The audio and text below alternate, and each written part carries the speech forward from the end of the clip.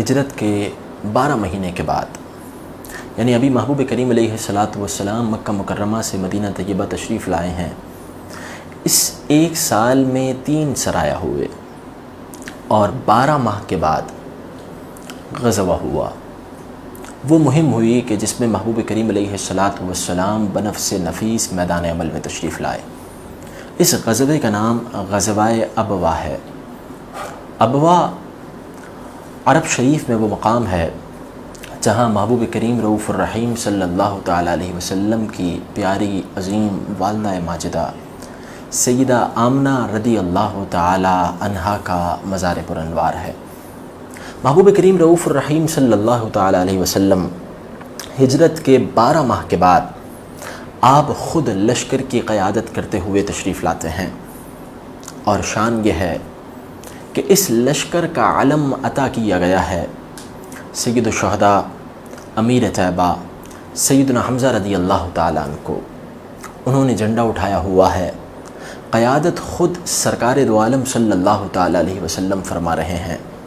وہ آقائے دو جہاں صلی اللہ تعالیٰ علیہ وسلم جن کی مرضی کو پورا کرنے میں رب بڑی جلدی فرماتا ہے، یہ ام المومنین سیدہ عائشہ صدیقہ طیبہ طاہرہ رضی اللہ تعالیٰ عنہا کا کہنا ہے۔ وہ محبوب اگر چاہتے تو کافروں کے خلاف دعائے ضرر ہی فرما دیتے، کفار صفحہ ہستی سے مٹ جاتے، لیکن جن کے لیے کائنات بنائی گئی وہ خود جنگی لباس زیب تن کر کے تلوار ہاتھوں میں تھام کر میدان عمل میں تشریف لا کر یہ بتا رہے ہیں کہ اے قیامت تک آنے والے میرے امتیوں، رب العالمین نے تم پر جہاد کو لازم کیا ہے۔ خبردار اس عظیم فریضے سے منہ نہیں چرانا، اس عظیم فریضے کو پس پشت نہیں ڈال دینا۔ محبوب کریم رؤوف الرحیم صلی اللہ تعالیٰ علیہ وسلم کو یہ خبر ملتی ہے کہ مقام ابوا میں کافروں کا ایک لشکر موجود ہے، اور یہ لشکر بھی تجارتی ساز و سامان کے ہمراہ تھا۔ جیسا کہ پہلے عرض کیا گیا کہ جو جنگی اسٹریٹجی ابتدائی طور پر بنائی گئی تھی وہ یہ تھی کہ کافروں کی معیشت پر کاری ضرب ماری جائے۔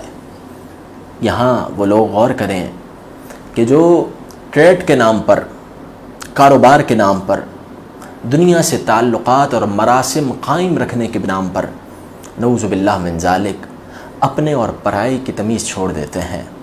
محبوب کریم رؤوف الرحیم صلی اللہ تعالیٰ علیہ وسلم نے جو جنگی مہم فرمائی اس میں ابتدائی معاملہ یہ رکھا گیا کہ چونکہ کافروں نے مسلمانوں کا مال لوٹا ہے تو اس لوٹے ہوئے مال کو واپس لیا جائے، اور جو پہلے 3 سرایہ ہوئے اور اس کے بعد جو یہ چوتھی مہم یعنی غزوہ ہوا، ان چاروں مہموں میں جس جگہ کو ٹارگیٹ کیا گیا وہ جگہ وہی تھی کہ کافروں کا تجارتی قافلہ وہاں سے گزرنے والا تھا۔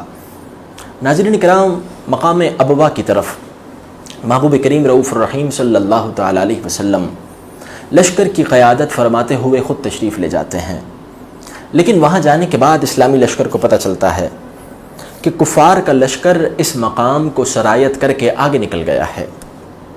وہاں کافروں سے مقابلہ نہیں ہوا، لیکن ایک جو عظیم فتح مسلمانوں کو حاصل ہوئی وہ فتح یہ ملی کہ وہاں قریب میں موجود قبیلہ بنی دمرہ سے صلح کا معاہدہ طے پایا۔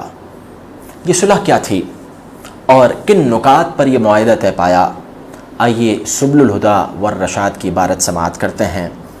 یہ صلح نامہ یہ تھا، اس کے کلمات بابرکت پر نور عزتوں والے کلمات یہ ہیں: بسم اللہ الرحمن الرحیم، ھذا کتاب من محمد الرسول اللہ صلی اللہ تعالیٰ علیہ وسلم۔ یہ رقعہ محبوب کریم علیہ الصلاۃ والسلام کی جانب سے ہے۔ لبنی دمرہ، یہ بنو دمرہ کے لیے یہ رقعہ لکھا گیا ہے۔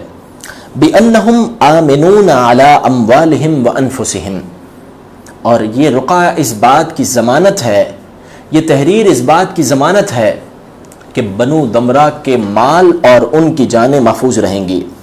وَأَنَّ لَهُمُ النُّصْرَةَ عَلَى مَنْ رَامَهُمْ، اور یہ رقعہ اس بات کی ضمانت ہے کہ اگر بنو دمرہ پر کوئی حملہ آور ہوتا ہے تو اسلامی لشکر بنو دمرہ کی مدد کے لیے آگے آئے گا۔ کلمات سنیں، غور کریں، دین اسلام انتہا پسندی کا درس دینے والا نہیں ہے. دین اسلام کے متعلق جو باتیں اقوام عالم میں کی جا رہی ہیں جھوٹ کا پلندہ ہیں. محبوب کریم رؤوف الرحیم صلی اللہ تعالیٰ علیہ وسلم کی جانب سے یہ مبارک تحریر ہے. فرمایا جاتا ہے وَأَنَّ لَهُمُ النُّصْرَةَ بنو دمرہ کی مدد کی جائے گی عَلَى مَنْ رَامَهُمْ اس شخص کے مقابلے میں کہ جو ان پر حملہ کرتا ہے, جو ان کے مقابلے میں آتا ہے. اللہ اب استثناء کیا جا رہا ہے, اب ایک بات کو ان پورے معاملے سے خارج کیا جا رہا ہے. إِلَّا أَن يُحَارِبُوا فِي دِينِ اللَّهِ مگر یہ کہ بنو دمرہ اللہ کے دین کے مقابلے پر آ جائیں. اگر بنو دمرہ اللہ کے دین کے مقابلے پر آ جائیں تو پھر ان کی مدد کرنا تو درکنار, ان کی گردنیں ماری جائیں گی. یہ ہے اسلام کا مزاج. پورا سبق آج اپنی قوم کو پڑھانے کی ضرورت ہے.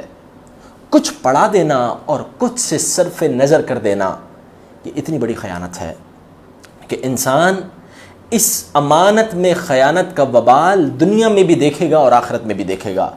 محبوب کریم رؤوف الرحیم صلی اللہ تعالیٰ علیہ وسلم کی جانب سے یہ تحریر فرمایا گیا الا ان یحاربوا فی دین اللہ اگر بنو دمرہ اللہ کے دین کے مقابلے پر آتے ہیں تو پھر مدد کی بات تو ایک طرف رہ گئی, ہم خود ان کی گردنیں مار دیں گے.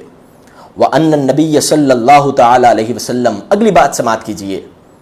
صلح نامے کفار سے معاہدے یک طرفہ نہیں ہوتے, کفار سے معاہدے میں دونوں طرف کی بات رکھی جاتی ہے.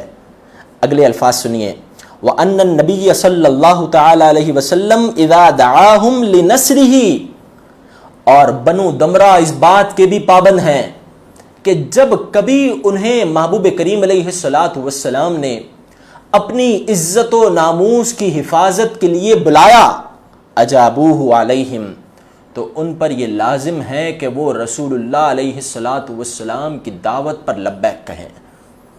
جب کبھی دین اسلام نے اپنے دشمنوں سے مقابلے کے لیے بنو دمرہ کو بلایا تو بنو دمرہ اس بات کے پابند ہوں گے کہ اگرچہ اسلام کے مقابلے میں ان کے بنو دمرہ کے ہم عقیدہ لوگ کھڑے ہوں, اگرچہ اسلام کے مقابلے میں ان کے اپنے کافر کھڑے ہوں, لیکن اس کے باوجود بنو دمرہ پر یہ لازم ہوگا کہ وہ اہل اسلام کی مدد کریں.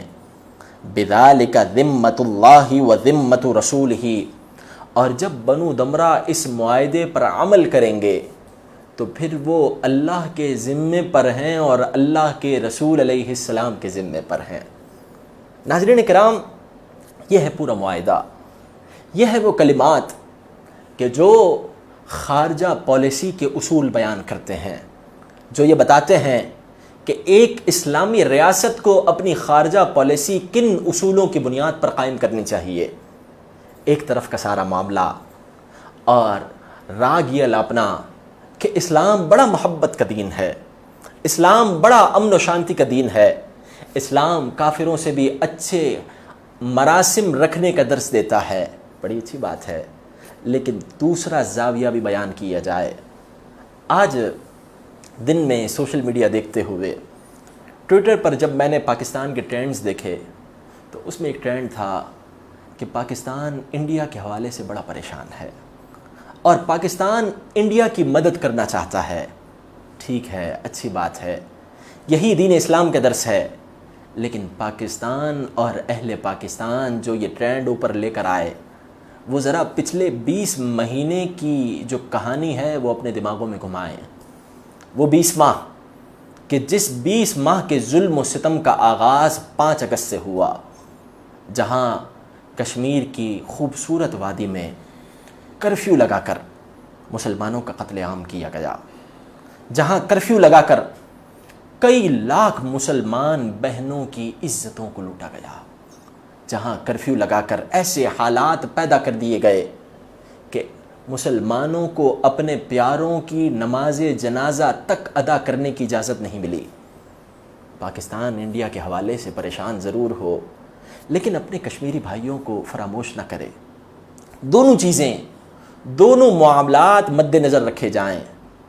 ہماری خارجہ پالیسی ببانگ دہل انڈیا سے آ کر یہ کہے کہ دیکھو تم نے کشمیر پر ظلم و ستم کیا, آج تمہارے اپنے حالات یہ ہیں, تم کشمیر پر سے کرفیو ہٹاؤ، مسلمانوں کی آزادی کا اعلان کرو اور یہ وعدہ کرو کہ آئندہ تم مسلمانوں کے خلاف کسی قسم کی ظلم و زیادتی نہیں کرو گے۔ بات اس طرح ہونی چاہیے، کلام یہ ہونا چاہیے۔ اللہ تبارک و تعالی محبوب کریم رؤوف الرحیم صلی اللہ تعالی علیہ وسلم کے اس مبارک رقعے کی برکت سے مسلمانوں کو جرت مندی عطا فرمائے۔ اللہ تبارک و تعالی حضور علیہ السلام نے جن اصولوں پر، جن بنیادوں پر خارجہ پالیسی ترتیب دینے کی تعلیم فرمائی، رب العالمین ہمیں ان اصولوں کو اپنانے کی توفیق عطا فرمائے۔ بظاہر اس غزوے میں جہاد نہیں ہوا، لیکن بنو دمرہ سے یہ معاہدہ طے پایا، اور اس معاہدے کی اہمیت کتنی ہے اس بات کا اندازہ اہل علم بڑی اچھی طرح لگا سکتے ہیں کہ اب بنو دمرہ سے مسلمان سیف ہو گئے کہ نہ تو بنو دمرہ ان پر کبھی حملہ کریں گے اور نہ ہی مسلمانوں کے دشمنوں کے ساتھ مل کر مسلمانوں پر حملہ آور ہوں گے۔ اور اس کے ساتھ ساتھ جب بنو دمرہ سے مسلمانوں کی حفاظت کا پیمان لکھ دیا گیا تو اب دیگر جو اقوام تھیں، دیگر جو ارد گرد بسنے والے لوگ تھے، ان کی طرف توجہ دی گئی۔ رب العالمین محبوب کریم رؤوف الرحیم صلی اللہ تعالی علیہ وسلم کی عظیم الشان فراست کے صدقے، حضور علیہ السلام کی عظیم نظر کے صدقے، اللہ تبارک و تعالی مسلمانوں کو عظیم الشان فتح و نصرت عطا فرمائے، مسلمانوں کی غیب سے مدد فرمائے۔ رب العالمین ہم تمام کا حامی، ناصر اور مددگار ہو۔